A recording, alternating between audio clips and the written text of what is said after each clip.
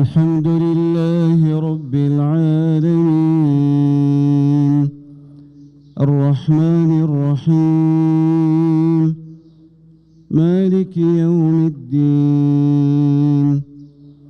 إياك نعبد وإياك نستعين اهدنا الصراط المستقيم صراط الذين أنعمت عليهم غير المغضوب عليهم ولا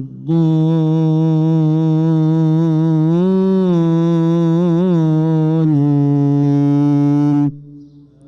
آمين. واختار موسى قومه 70 رجلا لميقاتنا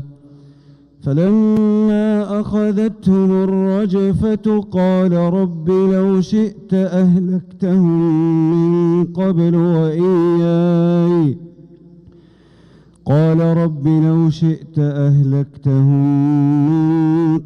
وإياي أتهلكنا بما فعل السفهاء منا إن هي إلا فتنتك تضل بها من تشاء وتهدي من تشاء أنت ولينا فاغفر لنا وارحمنا وأنت خير الغافرين واكتب لنا في هذه الدنيا حسنة وفي الآخرة إنا هدنا إليك قال عذابي أصيب به من أشاء ورحمتي وسعت كل شيء فسأكتبها للذين يتقون ويؤتون الزكاة والذين هم بآياتنا يؤمنون الذين يتبعون الرسول النبي الأمي الذي يجدونه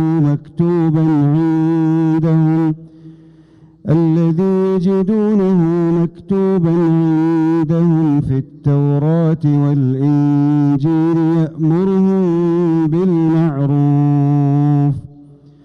يأمرهم بالمعروف وينهاهم عن المنكر ويحل لهم الطيبات ويحرم عليهم الخبائث ويضع عنهم إصرهم والأغلال التي كانت عليهم فالذين آمنوا به وعزروه ونصروه واتبعوا النور